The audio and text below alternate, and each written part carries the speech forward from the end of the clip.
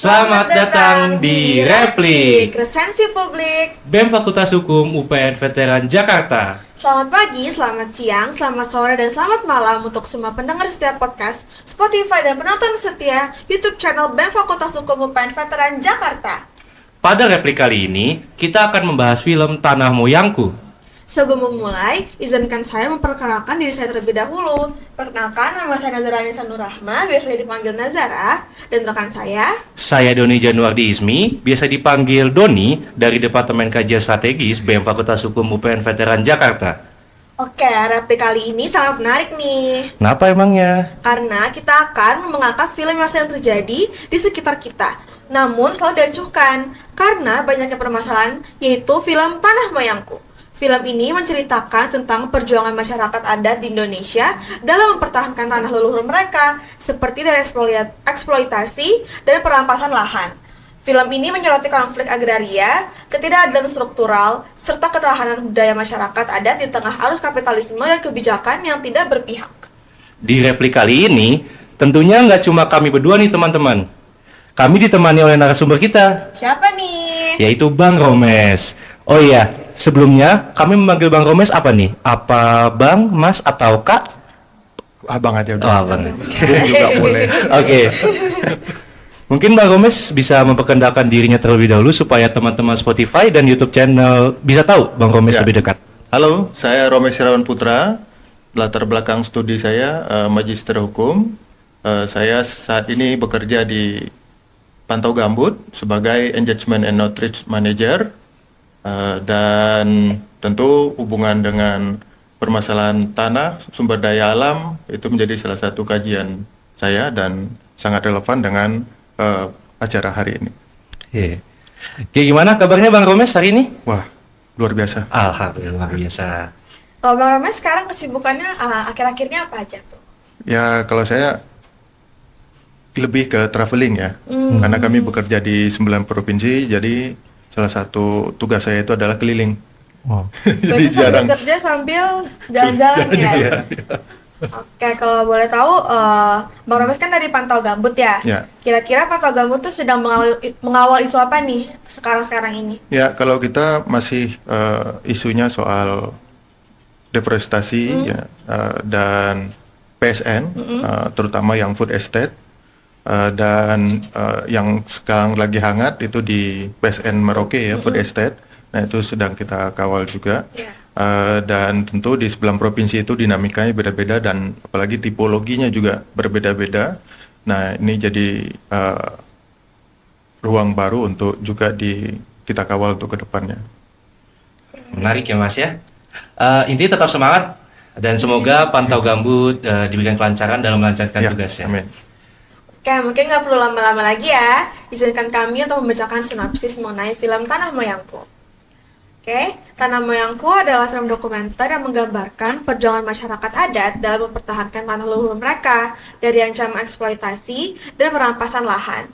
Film ini menyoroti konflik agraria yang terjadi akibat ekspansi industri, kebijakan yang tidak berpihak, serta kepentingan ekonomi yang seringkali mengesampingkan hak-hak masyarakat adat. Melalui kisah nyata para pejuang tanah adat, film ini menggambarkan dampak sosial, ekonomi, dan budaya dari kehilangan ruang hidup mereka. Dengan narasi yang emosional dan visual yang menggugah, Tanah Moyangku tidak hanya menjadi saksi ketidakadilan yang dialami komunitas adat, tetapi juga menyerukan kesadaran dan solidaritas untuk melindungi hak-hak mereka serta keberlanjutan lingkungan. Film ini menampilkan berbagai perspektif, dari masyarakat adat yang kehilangan tanahnya hingga aktivis yang berjuang di garis depan. Dengan pendekatan dokumenter yang mendalam, Tanah Moyangku menyoroti bahwa tanah bukan sekedar lahan, tetapi bagian dari identitas, spiritualitas, dan kelangsungan hidup komunitas adat. Melalui wawancara, footage lokasi terdampak, dan dokumentasi perjuangan, film ini mengungkap kompleksitas konflik agraria di Indonesia.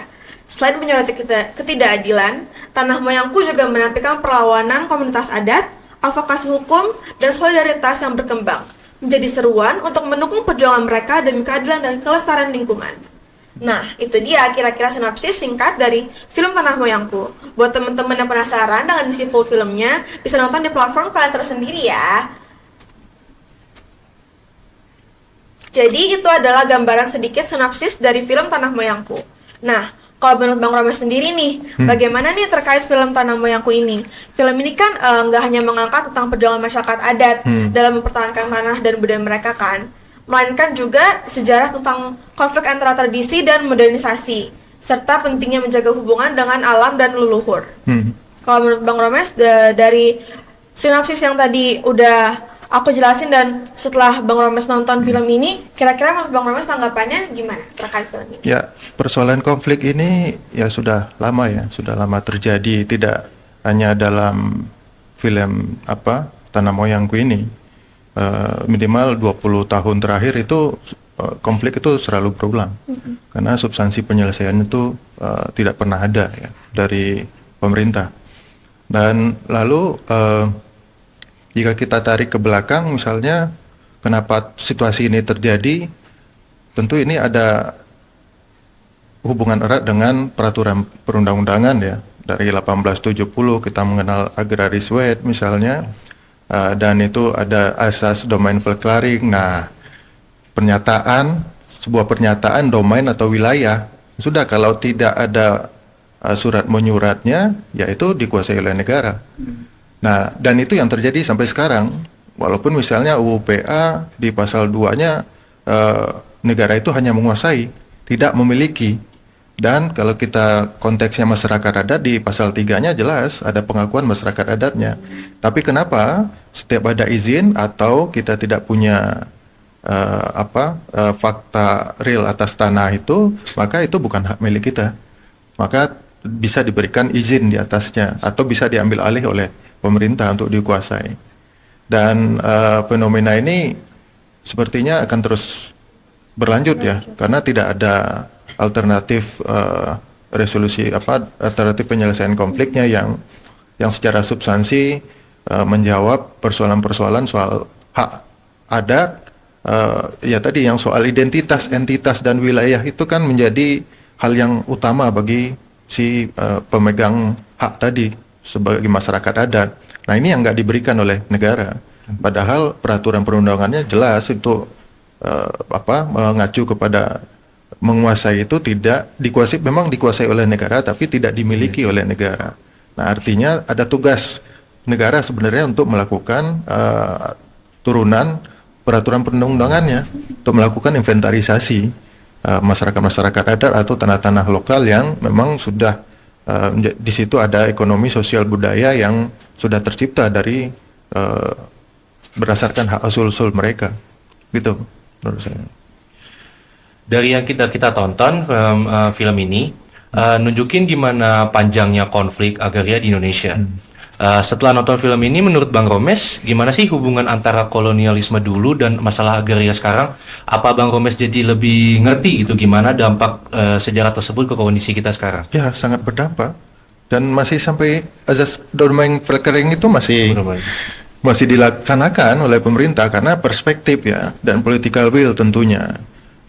Dan hal ini yang menyebabkan konflik itu nggak pernah usai, nggak pernah terselesaikan. Karena di mana misalnya kita lihat sekarang isunya soal PSN,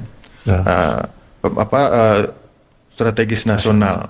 Nah, ini kalau sudah diberikan itu nggak ada upaya upaya HAM di situ, nggak ada. Oh, ini tanahnya masyarakat adat, itu nggak ada. Artinya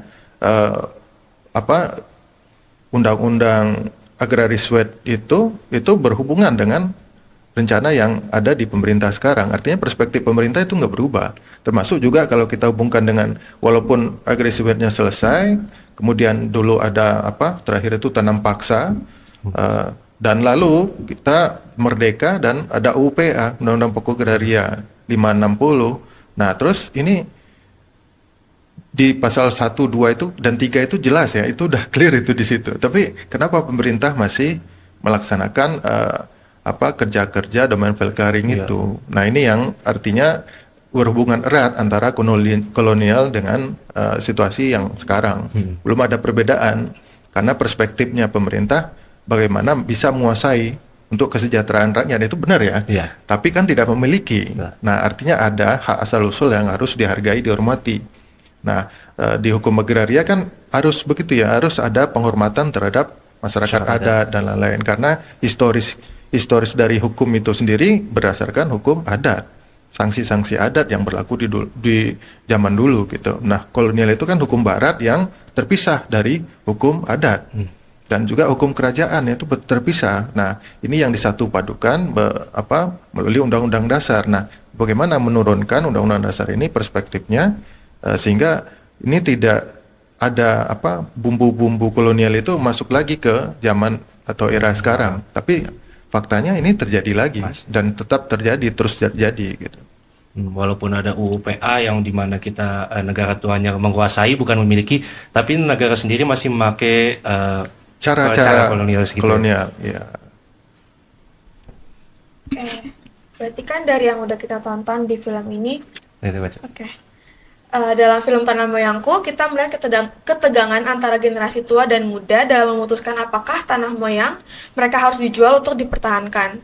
Menurut Bang Romes, bagaimana pandangan hukum agraria di Indonesia melihat peran generasi muda dalam mempertahankan hak atas tanah yang telah diwariskan secara turun-temurun? Ya, kondisi ini kan diciptakan sebenarnya. Misalnya dulu desa itu kan hanya dikenal di Jawa dan Madura. Di Sumatera, Kalimantan itu nggak dikenal desa. Maka lahirlah Undang-Undang 5 tahun 79 tentang desa. Semua wilayah itu dijadikan desa. Dan lalu setelah itu, karena ini dampak dari UPA dan Domain Verklaring, ERPA dan lain-lain ya, karena ini warisannya kolonial. Nah, untuk menyelaraskan ini, kenapa desa ini harus diselaraskan juga? Karena harus dibagi nih, harus dipecah. Ini strategi pemerintah ya. Harus dibagi dan dipecah desa-desa yang semua daerah itu harus dijadikan desa. Karena itu akan mengkooptasi wilayah-wilayah adat. Jadi satu adat itu sekarang atau wilayah adat itu bisa 5 kecamatan, bisa ratusan desa. Nah, bagaimana kita mau mengakui wilayah adat sementara itu sudah ada 5 kecamatan atau sekian puluh desa di atasnya gitu. Nah, ini strategi pemerintah waktu itu untuk investasi bisa masuk dan bisa bernegosiasi langsung. Dan situasi konflik ini yang saya katakan tadi itu dimulai dari tahun 70-an setelah Undang-Undang 1 tahun 70 tentang modal asing. Setelah rejimnya Soeharto naik, itu lahir, lalu investasi mulai datang karena sudah mulai menggunakan modal asing. Nah, itu HPH itu sudah mulai masuk. Nah, tapi kan tantangan mereka adalah masyarakat adat atau wilayah adat.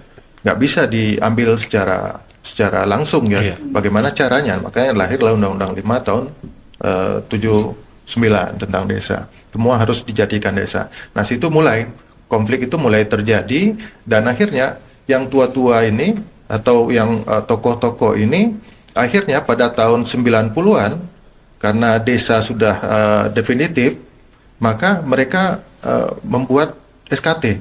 Pernah dengar SKT, surat keterangan tanah. Jadi kepala desa waktu itu dijabat masih oleh ketua adat atau tutua adat. Nah, mereka bikin SKT. Nah, SKT itu yang menjadi cikal bakal menjadi konflik hingga sekarang itu. Dan SKT ini itu merata ya hampir di seluruh Indonesia, khususnya di Kalimantan dan Sumatera ya. Kalau Papua ya kita sudah tahu sendiri situasinya berbeda dari situasi konfliknya, situasinya berbeda ya. Dan akhirnya itu terjadi dan itu dikuasakan kepada korporasi untuk dilakukan pengelolaan, baik itu sawit maupun HTI. HTI itu jadi cikal bakalnya HPH, hak penguasaan hutan. Itu ngambilnya hutan alam. Kalau sekarang HTI itu akasia ya. Nah, terus 90-an itu sudah mulai sawit itu di ini. Nah, itu sudah mulai konflik. Nah ini yang seperti misalnya lahir Undang-Undang 18 tahun 2009 berapa gitu tentang perkebunan. Nah, itu kan tidak ada upaya untuk mengakui, menghormati masyarakat adatnya. Nah, itu padahal turunan dari UPA atau turunan dari agraria Sued misalnya. Nah, artinya ini masih sama perlakuan kolonial sampai sekarang secara hukum agraria itu masih sama. Karena apa? Karena perspektif pemerintah itu tidak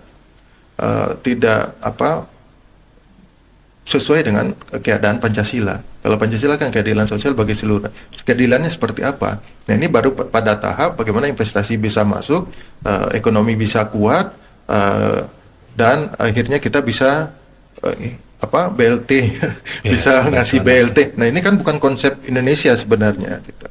Nah, ini yang sudah lari dari konsep hukum agraria, karena pangan energi itu kan sebenarnya, atau pangan itu kan masyarakat adat sudah jauh mengenal ya soal pangan gitu. Nah, artinya itu bahwa kolonial itu hingga sekarang masih berjalan di Indonesia melalui hukum agraria. Karena hukum agraria tidak dimaknai atau didefinisikan atau tidak dijelaskan secara eksplisit tentang kaidah yang sebenarnya, sehingga pemerintah bisa menguasai hutan atau wilayah-wilayah adat yang masih ada. Jadi pemerintah kelihatan jadi nggak menghormati lah ya hak-hak atas tanah-tanah masyarakat adat gitu ya. Faktanya begitu. Betul, benar. Faktanya Bukan begitu. terlihat lagi, faktanya begitu. Faktanya begitu. Oke. Salah satu pihak luar dalam film itu kan menawarkan uang yang besar untuk membeli tanah moyang tokoh utama dari film ini.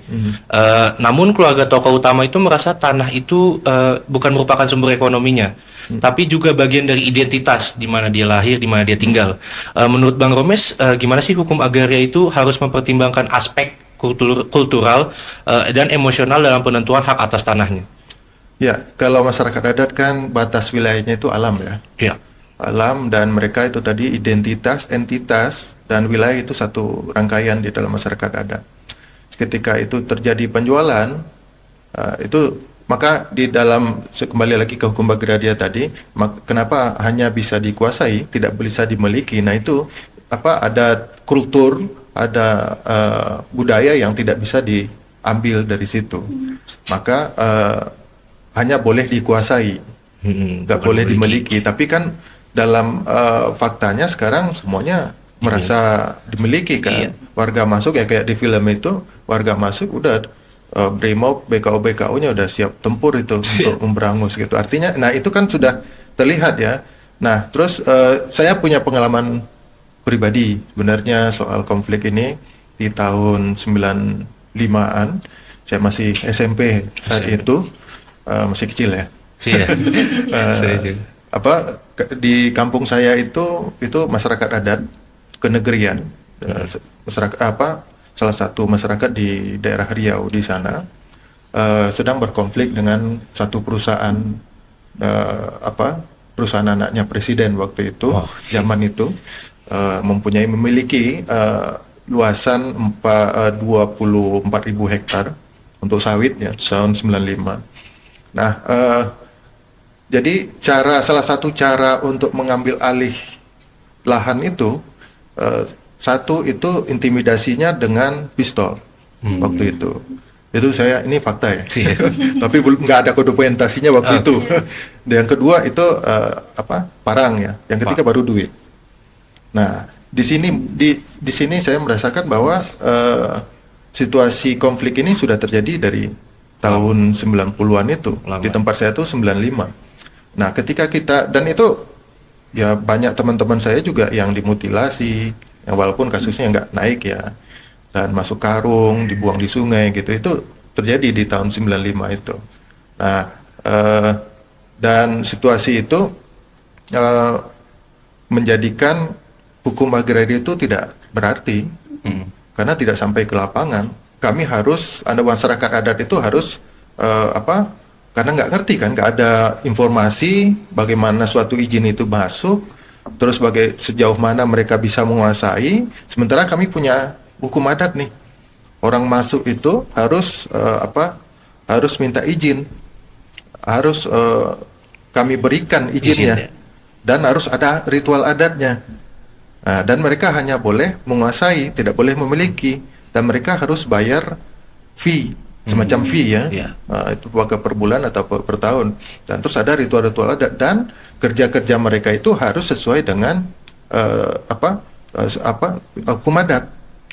Nah, artinya kan tidak terlepas waktu itu. Nah, sewaktu itu cepat terjadi sampai tahun 99 setelah reformasi terjadi. Dan itu saya bilang tadi Undang-Undang 579 itu tidak hanya soal desa tapi juga tahun 99 pemekaran kabupaten.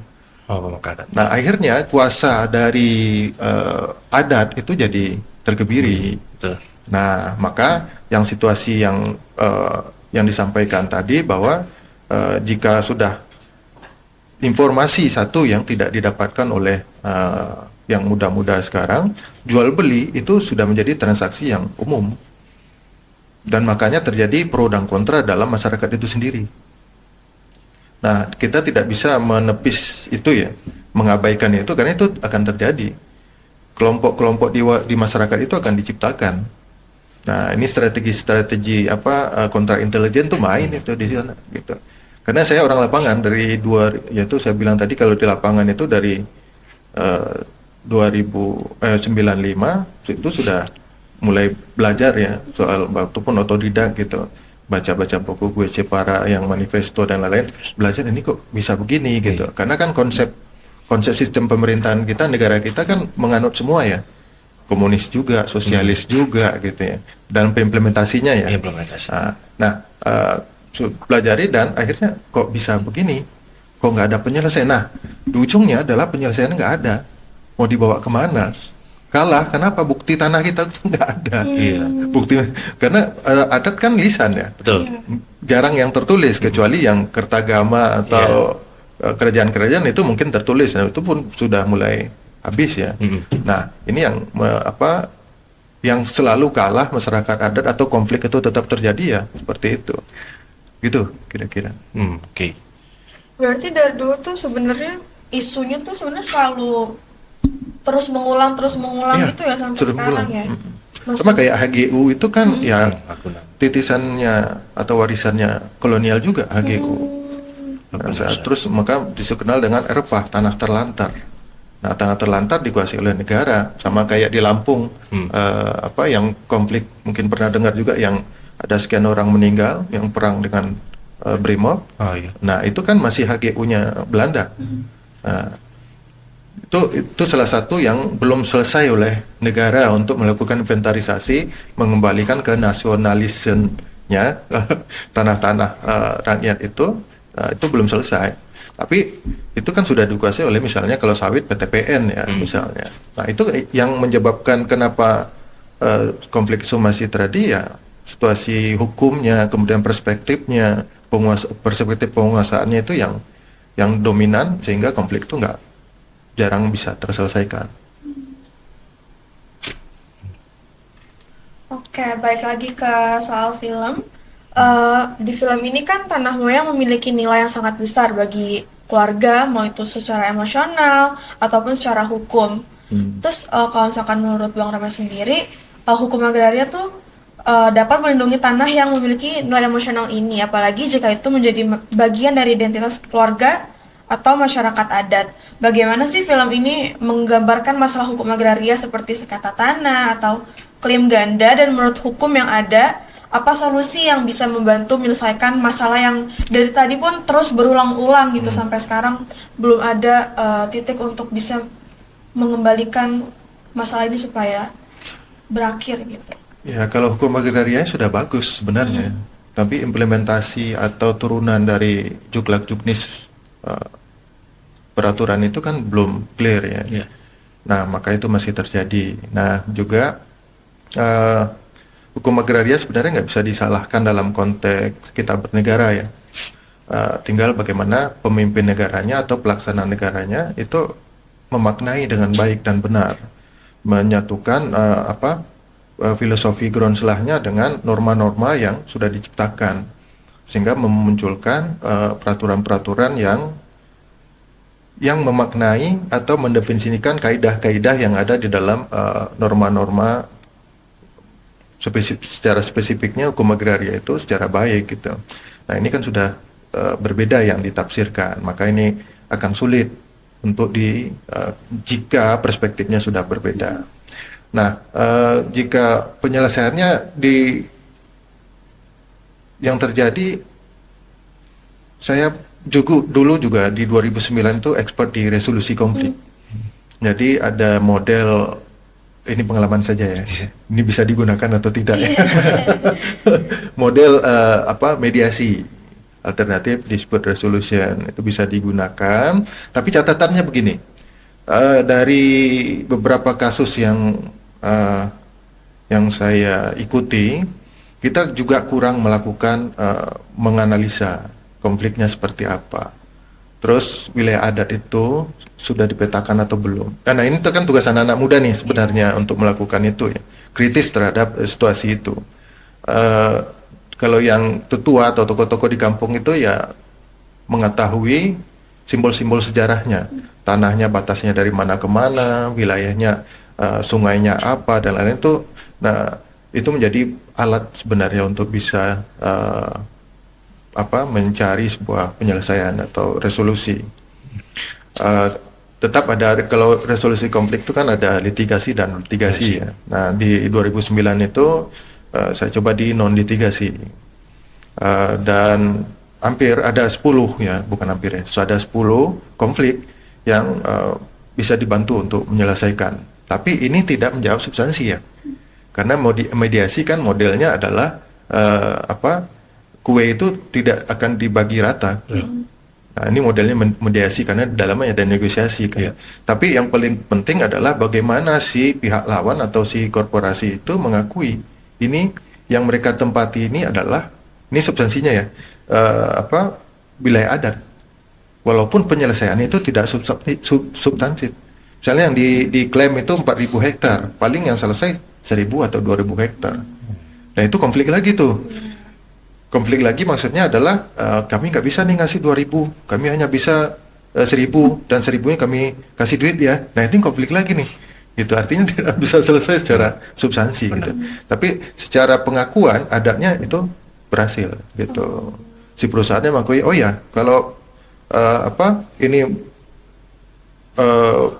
punya wilayah adat atau ulayat misalnya, buktinya apa? Udah dibuktiin dulu.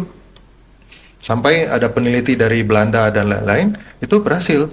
Ada surat, misalnya ada kiriman surat gubernur Belanda menyatakan wilayah ini adalah wilayah adat, batin A atau ketua suku A, suku B gitu. Itu diakui, baru bisa dilakukan proses mediasi negosiasi. Panjang juga. Itu prosesnya minimal 2 tahun waktu itu dalam proses yang pernah saya dampingi gitu. Nah, ada penyelesaiannya gitu, dan juga ada kan konsiliasi misalnya arbitrase, tapi itu terlalu tinggi ya bagi masyarakat adat. Tapi tugas kita yang muda-muda ini bagaimana mendokumentasikan sebenarnya baik itu identitasnya, entitasnya dan wilayah. Ini yang penting. Walaupun di dalamnya sudah ada berbagai macam kecamatan atau desa, ini yang perlu dilakukan. Kalau nggak ada itu, maka akhirnya ya ketegangan. Nah, kalau ketegangan, pasal 551 KUHP selesai kan, penjara. Atau akhirnya urusan adat nggak jadi selesai. Kenapa? Kita udah masuk penjara gitu. Apalagi, nah ini strategi dalam berkonflik juga perlu dicermati ya, karena salah langkah urusan kita kriminalitas. Salah strategi, salah analisa, maka situasinya akan jauh berbeda dari apa yang kita inginkan di awal. Jadi dinamika konflik itu juga bahasanya manajemen konflik itu harus juga bisa dibuat sedemikian rupa. Nah, kalau sekarang misalnya kita lihat dari film itu, semuanya coba kita lihat konfliknya berdarah-darah. Itu apa yang salah gitu? Kenapa harus begitu misalnya ya? Kalau dari perspektif saya ya. Tidak ada upaya lain misalnya. Kita klaim, kita klaim, tapi bukti klaim kan berdasarkan ya domain declaring atau apa, tapi minimal kita punya catatan pendokumentasian wilayah adat itu. Sehingga yang strategi untuk melawannya itu kita punya banyak cara untuk bisa melakukan, tidak harus bentrok fisik kan. Karena saya merasakan sendiri di 2009 itu pernah dengar mungkin kasus Pulau Padang. Timnya ya bukan tim saya ya, tapi saya pernah hadir di situ. Pekerja perusahaan itu dibunuh gitu. Awalnya cuman mau motong kuping, tapi ternyata setelah itu pernah dengar senjata yang isinya peluru karet ya, Bukan, besinya bulat-bulat. Oh, Apa sih itu namanya, pistol zaman dulu lah, Iya. zaman kerajaan itu. Nah, itu akhirnya meninggal, gak puas juga dibakar gitu. Itu salah satu pekerja sih perusahaan. Akhirnya apa, pidana. Terus apa yang kita tuntut itu akhirnya nggak selesai. Kemudian ada juga dengan perusahaan sawit, 6 orang meninggal gitu. Nah, itu juga ujung-ujungnya apa, urusan kita ke polisi kan gitu. Akhirnya tidak ada penyelesaian yang membantu membuktikan bahwa ini memang hak kita. Dan maka itulah yang menjadikan konflik itu akhirnya berulang-ulang. Maka yang paling penting adalah analisa hukum dan fakta masyarakat adatnya harus clear and clean gitu.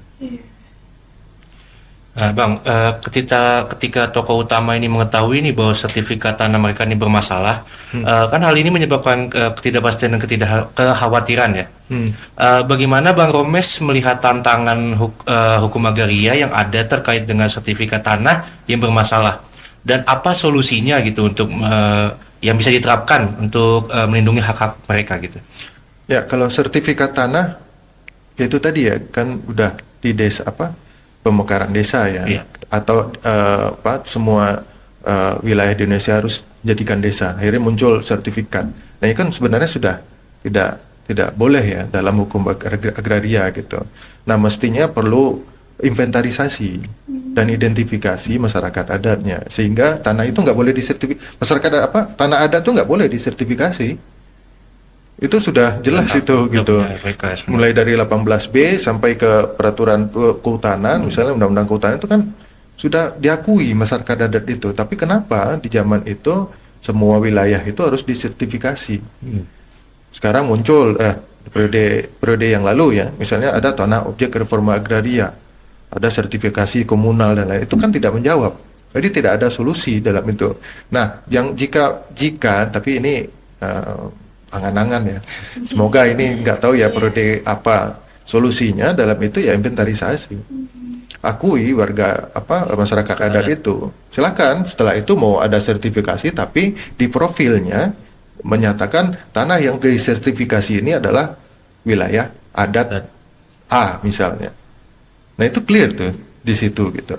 Nah, terus dan saya rasa itu nggak muluk-muluk ya dalam proses ini. Dalam proses kepertanahan kita di Indonesia ini, tinggal political will-nya mau atau tidak gitu. Terus jangan ada kepentingan lah di semua itu, tapi bagaimana kebutuhan rakyat itu terhadap akses tanah, akses hutannya kembali, dan hubungan harmonisasi mereka dengan alam itu kembali terjadi gitu. Nah, ini kan yang sudah hilang ya. Jadi sertifikasi itu tidak menjawab proses legalitas tanah ya. Kalaupun sudah SHM pun masih bisa digugat kan. Iya. Walaupun digugat oleh SKT, tapi SKT-nya di tahun 90, SHM-nya tahun 2000 itu kalah juga loh SHM. Gitu. Artinya ada hukum terbalik ya digunakan di situ. Oke, kan kalau misalnya di film ini tuh ada adegan yang pihak luar tuh berusaha buat menguasai tanah dengan surat-surat yang mereka tuh meragukan keaslian dari surat itu. Terus kalau menurut Abang tuh apa yang seharusnya dilakukan sih oleh pemilik tanah yang terjebak dalam sengketa kayak gini supaya mereka tuh tetap terlindungi dalam sistem hukum agraria yang ada? Ya, biasanya yang digunakan itu adalah pihak luar juga ya. Jadi warga itu harus didampingi. Kan di film itu kan ada pendampingnya ya. Ada beberapa NGO juga yang mendampingi. Dan yang tadi salah satu caranya adalah melihat paradigma konfliknya. Karena kita kan nggak bisa juga maksain ya. Warga itu sebenarnya melihat konflik yang terjadi di wilayah mereka itu seperti apa. Pasti muncul ada yang menerima, yang pro ya terhadap ini, ada yang kontra, dan bahkan ada yang abu-abu. Udah terserah, mau jadi mau nggak, kami nggak ada urusan nggak. Nah, ini kan harus clear. Jadi kita tidak bisa juga mengeneralisir situasi gitu. Nah, itu harus. Nah, ini namanya pemetaan aktor ya dalam konflik itu. Kita harus tahu dulu nih aktornya siapa aja, baik itu di tubuh kita atau di pihak eksternal kita. Nah, yang kedua tadi analisa konfliknya dengan data. Kita harus wawancara atau penggalian data atau pendokumentasian Nah, setelah itu terjadi, maka kita lihat, kita harus kalau si yang mendapatkan izin tadi, tentu mereka punya strategi kan. Nah, kita harus ya minimal kita tahu lah strategi mereka. Terus mereka dapat duitnya dari mana, kreditnya. Nah, mereka bangun kebun kan nggak mungkin duit pribadi kan, pasti minjem kan, kredit gitu. Nah, tracking, terus afiliasinya kemana, ntar jualnya kemana, itu harus di tracking. Nah, ini memudahkan untuk bagaimana cara-cara penyelesaiannya. Jadi warga itu bisa langsung misalnya ke pemberi kredit. Misalnya itu kan Rabobank biasanya juga gitu ya, HSBC dan lain. Itu bisa kan ada komplain mekanisme mereka. Termasuk juga si afiliasinya si pendapat izin tadi. Nah, itu pasti ada komplain mekanisme mereka. Itu bisa digunakan. Nah, karena pengalaman saya juga begitu. Yang konflik di tempat saya itu dari tahun 82 sampai terakhir itu 2010 baru selesai. Lama. Wah, lumayan. Hampir 30 ya. Lumayan, tapi selesai ya. Iya. Selesainya Untungnya. selesai ya, cukup lah ya. Cukup buat hidup. Nah, artinya bisa dibangun ya hal-hal yang seperti itu gitu. Karena kita harus punya, warga itu kan, rakyat itu harus punya data juga. Jangan hanya fisik gitu. Bukan hanya oh ya, tanah saya itu di sana. Batasnya di sana. Kan kita tugasnya anak muda dokumentasi nih. Betul. Oh ya, di mana nih? Kan tinggal sekarang bawa GPS atau drone kan bisa ya. Iya. Tinggal langsung petain, pop, naik dikit udah dapat titik koordinat. Nah, soal keabsahannya ini yang perlu kita uji. Betul.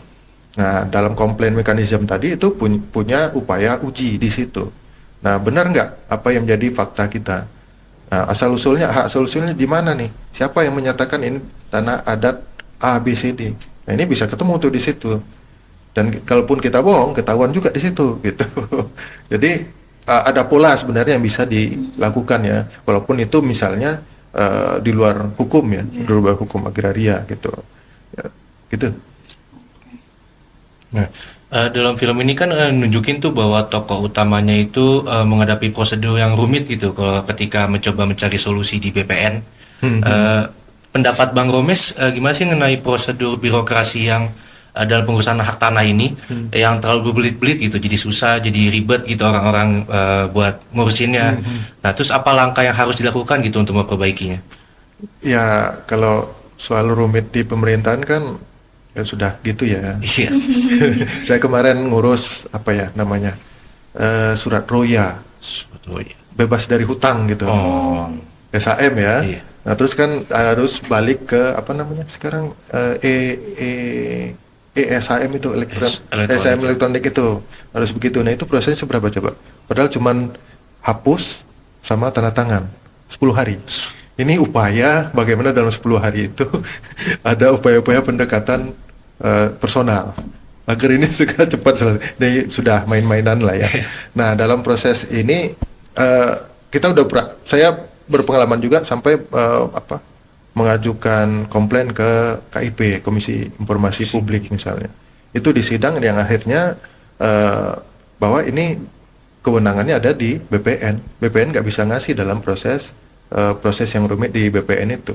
Apalagi yang berhubungan tadi dengan penguasa dan penguasa dan yang menguasai daerah itu akan sulit mendapatkan itu. Dan berbagai upaya dulu itu saya juga nggak tahu itu solusinya akan seperti apa ya ke depan ya.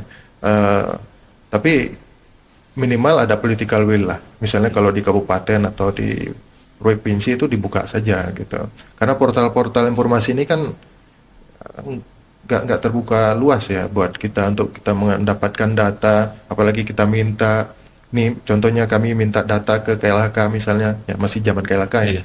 Itu bisa 3-4 bulan baru direspon, nah itu pun nggak dapat gitu, alasannya bla bla bla. Nah ini kan ya suatu hal jadi ketakutan ya ketika data itu diberikan, itu bisa menjadi senjata buat warga tadi gitu yang meminta data tadi.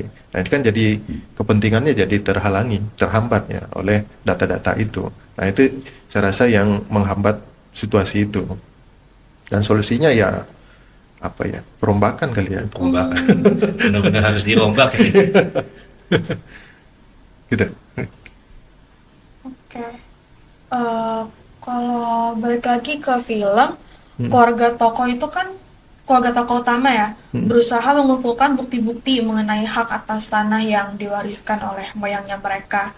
Namun ada beberapa dokumen tuh yang hilang. Terus kalau menurut Abang tuh bagaimana sih sistem hukum agraria dapat lebih mengakomodasi situasi seperti ini, terutama bagi masyarakat yang tinggal di daerah yang sulit mengakses administrasi pertanahan dan mereka juga pasti ada keterbelakangan lah terkait eh, pengertian untuk gimana sih cara ngurus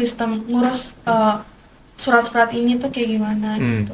Ya, bukti yang di film ini kan sebenarnya adalah bukti terhadap tanah adatnya. Nah, tanah adatnya kan nggak bisa dibuktikan secara material ya, nggak bisa dibuktikan. Nah, maka tadi perlu dilakukan pemetaan dan bla bla. Nah, kita bisa dapatkan data itu atau kepastian hukum di situ. Itu bisa kita meminta kepada misalnya di Museum Belanda.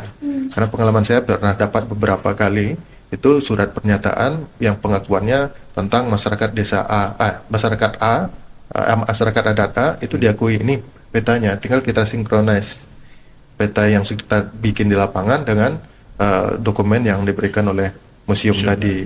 Nah, itu akan lebih efektif sih, tapi ya prosesnya pasti akan lama. Tapi kalau ke pemerintah itu nggak ada datanya. Walaupun menggunakan hukum agraria nggak ada, karena barangnya itu kan sudah dibumi hanguskan sebelum Republik ini ada misalnya. Zaman kerajaan itu udah dihanguskan, sehingga data-data itu sudah ya mungkin disimpan di Belanda. Karena saya menemukan beberapa yang 10 kasus yang pernah saya dampingi itu dapat datanya di sana. Akhirnya si perusahaan itu atau si pemerintah, oh iya benar. Nah, ini unik juga ya. Kalau data itu pun sudah dapat, si konsesinya atau si penerima izinnya tadi itu mengakui, tapi pemerintah nggak mengakui. Ini nih kan. Akhirnya ujung-ujungnya si bupati waktu itu masih di dalam kabupaten, si bupati nggak mau tanda tangan penyelesaian nota penyelesaiannya itu nggak mau. Bayangkan itu. Berarti kalau misalnya bupati tadi nggak menyelesaikan, ujung dari setelah mereka mendapatkan dari Belandanya, terus tapi kan dari bupatinya nggak menyelesaikan tuh ujungnya Ya gimana? akhirnya pengakuannya yang di dalam konsesi aja. Tidak serta merta diakui oleh negara dalam tanda kutip ya. Ini pola-pola penyelesaian non litigasi tadi ya. Kalau litigasi ya itu rumitnya, bahkan nggak pernah selesai gitu. Mana buktinya? Padahal dia tahu itu masyarakat adat gitu. Tapi buktinya mana? Ya kembali lagi kan domain public clearing itu digunakan. Gitu. Berarti kebijakan kolonial yang domain clearing itu masih relate ya masih berhubungan untuk zaman Bukan sekarang. berhubungan lagi, memang itu yang Emang yang masih dipakai itu. Walaupun ada UPA tapi ya dipakainya itu domain Itu clearing. benar yang kan pasal 2 jelas dikuasai oleh negara. Udah kan dikuasai negara. Benar, dikuasai, benar-benar dikuasai. Gitu. Oke, dalam adegan klimaksnya nih dalam filmnya itu kan nunjukin tuh konfrontasi fisik gitu antara keluarga tokoh utama terus dengan pihak yang merebut tanahnya mereka gitu. Apa yang dapat dilakukan gitu dari hukum agraria Indonesia itu untuk mencegah kekerasan dan intimidasi dalam sengketa pertanahan gitu seperti yang ada dalam filmnya? Nah kalau di hukum agraria kan nggak ada ya. Betul. Nggak ada yang menjelaskan itu ya. Ini kan soal undang-undang aparat keamanannya. Bisa nggak di-PKO-kan, bisa nggak dipekerjakan di sana, membakengi dan lain-lain. Ini kan, nah itu tadi soal perspektif ya. Sementara di Undang-Undang Polri itu misalnya itu kan nggak boleh ya berlaku seperti itu gitu, termasuk juga TNI. Tapi faktanya itu sudah terjadi gitu. Dan bahkan tidak hanya situasi itu mestinya itu tadi ya kita tarik ke belakang lagi, kalau faktanya data kita kuat ya kita adu argumen saja gitu, nggak perlu mengerahkan fisik gitu ya, karena dampaknya korbannya itu pasti di pihak warga, jarang loh, dan bahkan nggak ada yang korbannya itu di pihak pendapat izin gitu atau pengambil tanah. Nah itu sudah distrategikan, dibuat caranya, makanya di dalam warga itu kan saya bilang tadi juga dibangun kelompok-kelompok aliansi-aliansi untuk menyerang dari dalam dan disiapkan dari luar. Itu kan untuk upaya memukul mundur perlawanan. Nah, terus dibikin jera kan, ditangkap, dikriminalisasi, terus ditembakin gitu, dibunuh. Nah, itu udah hal biasa dalam konflik seperti itu gitu. Tapi apakah itu menjadi sebuah jawaban? Ini juga catatan bagi gerakan masyarakat sipil ya. Apakah ini juga akan digunakan ke depan atau bagaimana pola-pola yang baru? Dan karena faktanya kan ini nggak bisa selesai juga. Orang mati juga tanahnya nggak kembali, tetap juga perusahaannya jalan gitu. Nah, ini juga harus jadi pemahaman bersama ya untuk bagaimana konflik-konflik ini bisa diredam di awal dengan argumentasi dan dialog yang efektif. Cuman ada nggak sih kayak dari pemerintah tuh cara pencegahan kontak-kontak fisik ini yang sampai menimbulkan korban dan dari si korbannya tuh dapat kayak penanganan apa gitu loh dari pemerintah tuh setelah melihat ini semua kekerasannya tuh dari pemerintah tuh ada peran apa gitu? Nggak ada, itu Nggak karena ada. sudah kekecewaan dengan pemerintah kan, makanya itu terjadi. Sebelum terjadinya kasus fisik tadi misalnya, itu kan sudah upaya-upaya mereka lakukan, menyurati ABCD instansi-instansi lembaga-lembaga terkait, itu kan nggak ada respon, nggak ada nggak ada solusi, nggak ada informasi dan lain-lain. Dan bahkan kan ya boleh dikatakan si peran pemerintahnya juga mendukung sih ngambil tanah kan. Dan akhirnya terjadi begitu, dan ini jadi peluang besar untuk penguasaannya akan konsisten. Karena warga udah ketakutan, terus ada yang dipenjara. Siapa yang mau melawan lagi coba? Kalau itu sudah terjadi ya. Nah, yang tepuk tangan siapa? Yang pesta kemenangan siapa gitu. Kan bisa terlihat pemerintah memberikan izin. Nah, terus yang menguasainya si pendapat izin, yang korbannya warga, nah yang tepuk tangan dan pestanya ya mereka lah gitu. Karena dalam proses izin itu sebenarnya kan ada ya, misalnya perkebunan misalnya harus ada hak asal usul, ada kebun warga, ada desa, ada adat, nah itu kan harus diinklaf, harus dikeluarkan dari izin. Nah ini yang juga salah satu penyebab konflik itu ya. Tumpang tindih konsesi itu jadi salah satu penyebab akar konflik yang paling dominan itu karena pemerintah nggak pernah melakukan itu. Sebelumnya kan harus dilakukan delineasi mikro dan makro. Mikro itu yang terkecil blok-bloknya, mikro itu yang terbesar, dan kuburan, kebun desa atau adat rumah adat, dan itu nggak boleh masuk dalam konsesi sebenarnya. Tapi itu kan sudah terjadi dari zamannya HPH sampai HGU ya, itu terjadi. Itu juga salah satu penyebab konflik yang saat ini masih berkembang ya. Oke. Terus kan di beberapa adegan film tuh ada tokoh utama yang harus milih di antara mereka harus jual tanah untuk kebutuhan ekonomi atau mempertahankan urusan keluarga. Terus menurut Bang Romes tuh ngelihat dilema dari tokoh utama ini tuh perspektif hukum agrarian tuh gimana, sama apakah hukum pertahanan tuh udah cukup untuk memberikan perlindungan bagi pemilik tanah yang terjebak sama dilema kayak gini? Enggak sih. Belum ya? nggak ada hubungannya di situ gitu. Maksudnya adalah itu sudah kewalahan juga dalam berjuang. Maksimal itu 5 tahun sudah luar biasa tuh berjuang. Saya pernah mendampingi 21 desa ya, melawan satu perusahaan karena satu hamparan, dan itu maksimal 5 tahun, nggak nyampe lah, 3 tahun lah, 2 tahun itu mulai goyang gitu. Nah, kenapa? Kebutuhan dalam berjuang itu kan, dalam melakukan perlawanan itu ya dapur harus berasap kan. Sementara kita pergi ke sana, pergi ke sini, aksi demo dan lain-lain, nah dapur nggak berasap. Nah, ya ada teman saya juga yang diceraikan istrinya misalnya gitu ya, karena ya itu prosesnya begitu gitu. Dan kalau sudah perlawanannya sudah tinggi, eskalasinya itu sudah tinggi, nah itu biasanya akan jual tanah, jual rumah itu hal yang biasa ya. Kalaupun masih ada tanahnya, karena takutnya itu dinegosiasi oleh perusahaan, udah kamu bekerja sama saya bayar sekian, tapi kamu lawan ini ya, melawan kawannya yang, nah ini sering terjadi. Ini manajemen konfliknya begitu. Gitu. Jadi nggak ada jaminan hukum agraria itu bisa melindungi itu, nggak ada. Balik lagi ke pertahanan si tokohnya Iya, ini ya. pertahanannya. Nah, ya, dalam film itu kan tokoh utama tuh tahu gitu bahwa tanah mereka tuh bakal digunain buat proyek besar yang menguntungkan pihak lain, pasti pihak dari yang mendapat izinnya gitu. Namun mereka tuh nggak dapat kompensasi yang adil gitu. Itu jadi pandangan Bang Romes tentang ketimpangan antara hak atas tanah dan kebijakan pembangunan yang sering mengabaikan hak masyarakat tuh gimana? Ya, bargaining position. Warga itu nggak punya posisi tawar yang kuat. Apalagi negosiasi tanah. Kalau nggak kami bayar ya kami ambil alih. Nggak ada, daripada nggak dapat kata warganya. Gimana coba? Nah ini jadi hal yang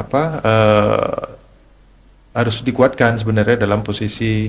Jadi pendampingan di warga itu dimulai dari situ. Makanya harus ada analisa, harus ada data, sehingga ini jadi bargaining position. Nah, nggak bisa dijengkalin oleh si perusahaan atau si pemilik izin gitu. Nah, ini harus diperkuatnya di situ. Bargaining positionnya harus kuat dulu sehingga bisa melakukan tawar-menawar yang kuat di situ, ataupun tidak menerima tawaran dari si lawan tadi gitu. Oke, jadi ini tuh ada pertanyaan-pertanyaan dari teman-teman dari Spotify. Terus pertanyaan yang pertama, ketika tokoh utama berusaha melindungi tanah moyang mereka dari pihak luar yang berusaha merebut tanah tersebut, kan ada konflik besar terkait hak waris dan peraturan pertanahan yang ambigu.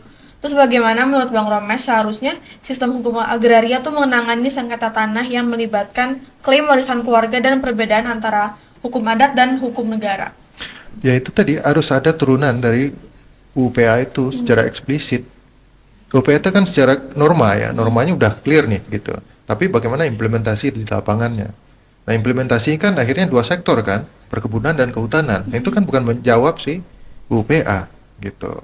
Nah artinya apa? Ini harus dibuat secara eksplisit. Nah kalau soal waris dan lain itu kan masuknya ke Undang-Undang 174 ya. Maksudnya di perkawinan gitu. Waris kita kan jadinya di situ. Sama hukum kompilasi hukum Islam kan. Maksudnya waris kan di situ gitu. Nggak ada hubungannya dengan si hukum agraria gitu. Nah, artinya jika ingin ini harus dieksplisitkan hubungan-hubungan hukumnya sehingga situasi adat walaupun kan sudah clear tuh di pasal 3 itu sudah pengakuan terhadap masyarakat adat dan lain-lain, proses pembuatan HGB, HGU dan lain itu kan ada di situ. Tapi bagaimana implementasi di lapangannya? Nah, artinya harus ada juklak-juknis, apakah PP, apakah permen dan lain-lain, itu harus clear tuh hingga ke bawah. Untuk meretas atau ingin menjawab atau ada bargaining positionnya si warga atau masyarakat adat khususnya yang konflik-konflik tadi ya. Nah, itu mungkin yang bisa dilakukan ya. Ini lanjut ke pertanyaan kedua nih Bang. Dalam film ini tuh kan keluarga tokoh utama tuh harus menghadapi ketidakpastian karena tanah yang mereka miliki itu kan terancam ya oleh perusahaan besar gitu yang memiliki koneksinya juga dari politik dan ekonomi. Menurut Bang Romes sendiri itu gimana sistem hukum agraria itu seharusnya melindungi masyarakat atau pemilik tanah tradisional dan dari pengambil alihan tanah untuk kepentingan korporasi atau proyek besar? Itu tadi ada proses di awal itu ada proses mengetahui hak asal usul. Itu kan nggak buka dulu, ambil dulu, baru proses. Nah ini yang terjadi itu begitu gitu kan. Tapi hukum agraria sebenarnya memberikan informasi dulu ke warganya. Saya ingin berusaha nih di sini, bidangnya ini dan bla bla. Bisa nggak bapak pinjamkan tanahnya untuk saya berusaha? Nah di UPA atau hukum agraria sebenarnya begitu gitu. Tapi kan itu nggak dilakukan begitu. Karena dilakukan sebaliknya juga sah gitu. Nggak ada dilarang juga gitu, nggak dilarang juga. Nah maka hal itu yang bisa mestinya dilakukan ya oleh semua pihak, baik itu ya terutama pemerintah lah, pemerintah daerah, untuk bisa memberikan informasi itu. Jangan tiba-tiba sudah dipatok di lapangan oleh si perusahaan, nah kan aneh, terus akhirnya tidak ada kepastian hukum bagi masyarakat yang ada di situ, padahal mereka yang merasa memiliki, yang sudah turun-temurun berada di situ. Nah ini yang akhirnya membuat situasi di lapangan itu jadi berubah gitu. Oke, paling kita lanjut ke pertanyaan terakhir dari teman-teman Spotify. Itu salah satu bagian penting dalam film ini kan adalah ketika tokoh utama berusaha mengumpulkan bukti dokumen untuk membuktikan kepemilikan tanah moyangnya. Namun banyak dokumen yang hilang atau tidak terdaftar dengan benar. Apa yang menurut Bang Romes bisa lakukan oleh sistem hukum agraria untuk mencegah masalah administrasi seperti ini yang bisa merugikan pemilik tanah di masa depan? Nah, saya balik bertanya, ini maksudnya bukti atas tanah yang mana nih? SKT kah, atau wilayah adat kah, atau apa? Di wilayah adat sih paling. Kalau wilayah adat kan buktinya itu tadi Enggak, dari Belanda. lisan ya, Lisan. karena kan sejarahnya lisan, dan mungkin ada yang dibukukan tapi tidak semua. Nah makanya perlu dilakukan inventarisasi wilayah adatnya dan dilakukan pendokumentasian. Pendokumentasian itu ditulis, dibuat petanya, diberikan nama-nama adatnya sesuai dengan cerita adatnya. Nah itu nanti bisa diuji tuntas gitu, bisa diuji kelayakan sebuah data itu, sehingga data yang ada itu tinggal mendukung sebagai data pendukung dalam inventarisasi yang kita bikin. Itu menjadi salah jalan menurut saya, dan dari pengalaman yang saya lalui itu berhasil dengan begitu. Berhasil mengakui ya, bukan berhasil, belum tentu berhasil mengambil alih lahan yang sudah diambil tadi gitu. Itu. Oh. Sekiranya nih sudah selesai nih acara replik kali ini nih yang membahas mengenai film Tanah Moyangku nih. Dan dari diskusi tadi nih, kita akan memberikan closing statement yang sudah kita lakukan. Let's go Nazara. Dalam akhir podcast ini, mari kita melihat kembali perjuangan tak kenal lelah dari masyarakat adat yang ada di film Tanah Moyangku. Dalam setiap langkah mereka, masyarakat adat berjuang untuk mempertahankan tanah, budaya, dan tradisi mereka yang telah diwariskan oleh leluhur.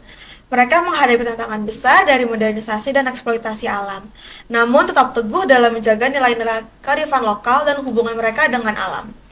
Perjuangan ini adalah cerminan dari keberanian dan tekad yang tidak tergoyahkan. Masyarakat adat menunjukkan kepada kita bahwa menghadapi perubahan mereka tetap menjaga identitas dan budaya mereka, serta terus berjuang untuk masa depan yang lebih adil dan berkelanjutan. Film ini mengajarkan kita pentingnya menjaga dan merangkul kekayaan budaya yang ada di Indonesia. Keberagaman bukanlah hambatan, melainkan kekuatan yang harus kita jaga bersama. Dalam upaya melawan penindasan dan memperjuangkan hak-hak masyarakat adat, kita belajar bahwa persatuan dan kesetaraan adalah kunci untuk menciptakan masa depan yang lebih baik bagi seluruh bangsa. Mari kita ambil pelajaran berharga dari perjuangan masyarakat adat yang tercermin dalam Tanah Moyangku. Dalam perjalanan kita menuju masa depan, mari kita bersama-sama menjaga dan merawat budaya serta alam kita, dan memastikan bahwa generasi mendatang dapat merasakan kekayaan warisan yang telah kita pertahankan. Terima kasih telah bergabung dalam podcast ini. Mari kita terus menjaga semangat perjuangan masyarakat adat dalam diri kita, dan bersama-sama kita wujudkan masa depan yang lebih baik bagi Indonesia yang kita cintai. Nah, kira-kira kayak gitu closing statement yang bisa kami berikan. Tapi sekiranya mungkin Bang Romes bisa memberikan closing statement nih untuk teman-teman pendengar Spotify BEM Fakultas Hukum UPN Veteran Jakarta dan YouTube-nya juga. Jadi sebagai penutup diskusi replik kali ini. Ya, sesuai dengan tematik hari ini, negara harus adil, jangan lupa hak asal-usul. Cukup itu. Ya, mantap closing statement dari Bang Romes. Oke, terima kasih banyak Bang Romes sudah menyempatkan waktunya untuk berdiskusi di replik kali ini. Terima kasih juga untuk teman-teman Kastrat dan teman-teman Agitprop yang turut hadir di diskusi kali ini. Lalu terima kasih juga untuk pendengar setia Spotify BEM Fakultas Hukum UPN Veteran Jakarta. Dan jangan lupa pantengin terus podcast ini ya. Oke, kami ucapkan terima kasih atas perhatiannya dan sampai jumpa teman-teman semuanya. Dadah.